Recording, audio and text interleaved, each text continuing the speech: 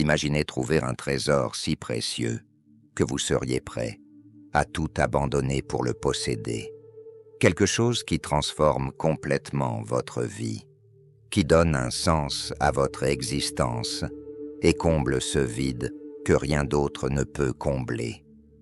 C'est l'essence de la parabole de la perle de grand prix, une histoire racontée par Jésus qui porte une signification profonde et révélatrice. Que représente cette perle? Pourquoi est-elle si précieuse? Et surtout, comment le trouver? Si vous voulez comprendre ce message puissant et découvrir le secret d'une vie vraiment abondante, restez jusqu'à la fin de cette vidéo. Mais d'abord, abonnez-vous à la chaîne Restauration et Paix pour ne manquer aucun contenu qui renforce votre foi et renouvelle votre espérance. Laissez votre like, car cela nous aide à aller encore plus loin dans la parole de Dieu. Maintenant, préparez-vous, car cette parabole pourrait transformer votre vie. Cette vidéo est basée sur Matthieu 13, 45-46. Notre Sauveur a comparé les bénédictions de la rédemption à un joyau très rare, illustrant cette vérité par la parabole du marchand à la recherche de perles de valeur. Lorsqu'il en trouva un d'une valeur incommensurable, il vendit tout ce qu'il possédait pour l'acquérir. Le Christ est cette perle précieuse, la pleine manifestation de la gloire divine. En lui réside la plénitude de la majesté du Père, étant le reflet parfait de son caractère. Chaque page des Écritures éclaire sa grandeur. Sa justice, comme une perle pure et immaculée, ne peut être perfectionnée par les œuvres humaines, car elle est parfaite en soi. En Christ sont cachés tous les trésors de la connaissance et de la sagesse. Colossiens 2, 12. En lui nous trouvons tout ce qui peut combler les désirs de l'âme, tant dans cette vie que dans l'éternité. Notre Rédempteur est le trésor suprême, dont la valeur dépasse toute possession terrestre. Il est venu chez les siens, mais beaucoup ne l'ont pas reconnu. Jean 1, 11. La lumière de Dieu brillait dans les ténèbres, mais tout le monde ne la comprenait pas. Jean 5. Cependant, il y a toujours eu ceux qui cherchaient sincèrement la vérité. Dans chaque nation, les érudits et les penseurs recherchaient quelque chose, au-delà de ce que la philosophie et la religion humaine pouvaient offrir. Parmi les Juifs, certains aspiraient à quelque chose de plus profond que des rituels vides de sens. Les disciples du Christ faisaient partie de ce groupe, tout comme Corneille et l'eunuque éthiopien. Ils cherchèrent la lumière du ciel et, après avoir trouvé le Christ, ils le reçurent avec joie. La perle n'est pas présentée dans la parabole comme un cadeau gratuit. Le commerçant l'acquit au prix de tout ce qu'il possédait. Mais si Christ est un don de Dieu, pourquoi la parabole suggère-t-elle que nous devons en payer le prix? La réponse est dans l'abandon total.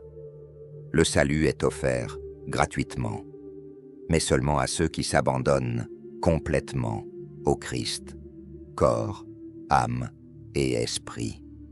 Nous devons nous soumettre à lui et vivre dans l'obéissance volontaire. Nos talents, nos capacités et tout ce que nous sommes appartiennent à Dieu. Et lorsque nous nous donnons entièrement, nous recevons en retour la plus grande de toutes les richesses, le Christ et les trésors du ciel. Le salut est un don divin, mais il doit être recherché avec dévouement. Sur le marché céleste, la perle de vérité est disponible sans frais financiers, car les richesses terrestres ne peuvent pas l'acheter. Dieu lui-même invite « Voici, j'ai mis devant toi une porte ouverte, et personne ne peut la fermer. Apocalypse 3, 4-8. Tous sont invités à venir recevoir les bénédictions de l'Évangile. La voix du Christ résonne, appelant l'humanité. Je vous conseille d'acheter de moi de l'or raffiné par le feu, afin que vous deveniez riches. Apocalypse 3, 18. L'Évangile est accessible à tous, riches ou pauvres, car il ne peut être acquis avec de l'argent. Le véritable prix du salut est l'abandon total de la vie au Christ. Même l'éducation la plus élevée ne peut garantir la communion avec Dieu. Les pharisiens, malgré leurs privilèges spirituels, se vantaient de leur autosuffisance. Mais Jésus les avertissait. Vous dites, « Je suis riche et je ne manque de rien. » Mais vous ne vous apercevez pas que vous êtes malheureux, misérable, pauvre, aveugle et nu. Apocalypse 3, 17. Ils ont refusé la perle précieuse et ont perdu le plus grand don de Dieu. Par conséquent, Christ a déclaré que les publicains et les pécheurs repentants entreraient avant eux dans le royaume des cieux. Matthieu 21, 31. Le salut ne peut être atteint par l'effort humain, mais doit être recherché avec détermination, comme s'il s'agissait du bien le plus précieux de l'univers. Cependant, cela ne peut pas être trouvé dans les modes et les systèmes du monde. Dieu n'exige ni or ni argent, mais il demande l'obéissance et le renoncement au péché. Il nous appelle à une vie transformée. Celui qui vaincra, je le ferai asseoir avec moi sur mon trône, comme j'ai vaincu et me suis assis avec mon Père. Apocalypse 3, 21. Beaucoup disent qu'ils recherchent Dieu, mais ne sont pas disposés à abandonner leurs habitudes pécheresses ou à se soumettre complètement au Christ. C'est pourquoi ils ne trouvent jamais la perle. Ils restent attachés au monde, refusant de suivre la voie du sacrifice. Ce sont presque des chrétiens, mais pas tout à fait. Et être presque sauvé signifie être totalement perdu. La parabole du marchand a un double sens. Il représente à la fois ceux qui recherchent le royaume de Dieu et le Christ, venu sauver l'humanité perdue. Jésus, le marchand céleste, voyait dans l'humanité déchue un joyau précieux. Il voyait le potentiel de rédemption, même chez les hommes, corrompus par le péché. Pour Christ, les cœurs autrefois esclavés de Satan, mais libérés par la puissance de l'amour divin, ont encore plus de valeur que ceux qui ne sont jamais tombés. Dieu ne méprise pas l'humanité, mais la voit à travers l'œuvre rédemptrice du Christ. Pour nous sauver, le Christ a abandonné les richesses du ciel. Il a tout donné, se sacrifiant pour racheter l'humanité. Lorsqu'il a trouvé cette perle, l'humanité restaurée, il l'a remise dans sa couronne. Ils seront comme des pierres précieuses dans une couronne qui brilleront dans son pays. Zacharie 39, 16. Ils seront mon bien précieux le jour où j'agirai. Malachie 3, 3, 17. Le Christ, la perle inestimable, et le privilège de le posséder, devrait être notre plus grand désir. C'est le Saint-Esprit qui révèle aux hommes la valeur de ce joyau céleste. À l'époque du Christ, beaucoup entendirent l'Évangile, mais leur esprit était obscurci par de faux enseignements.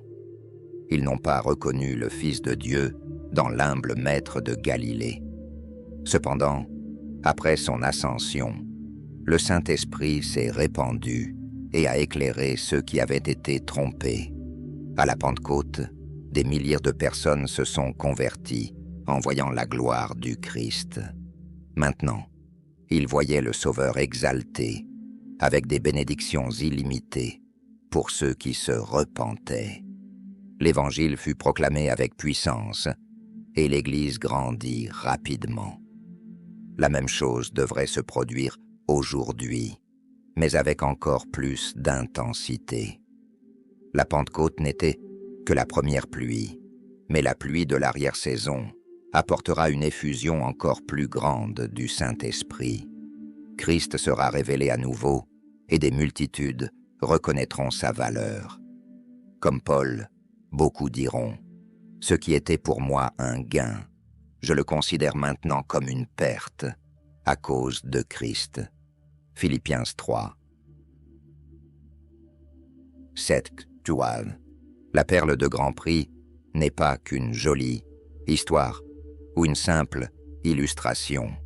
Cela représente la plus grande vérité que nous puissions trouver. Jésus-Christ est le seul trésor capable de remplir nos âmes, de restaurer nos vies et de nous donner un but éternel. Mais tout comme l'homme d'affaires de la parabole, une décision doit être prise.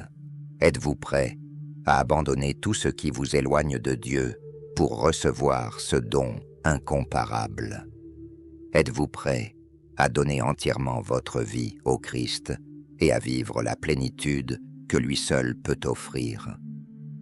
Si aujourd'hui, vous ressentez dans votre cœur l'envie de rechercher cette perle précieuse, n'ignorez pas cet appel.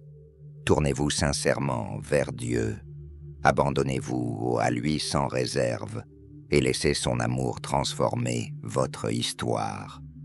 Ne remettez pas à plus tard ce qui peut changer votre éternité maintenant. Et si ce message vous a touché, partagez-le avec quelqu'un qui a aussi besoin de connaître cette vérité. Abonnez-vous à la chaîne Restauration et Paix et continuez à suivre le contenu qui construit votre foi. Que Dieu vous bénisse et à bientôt dans la prochaine vidéo.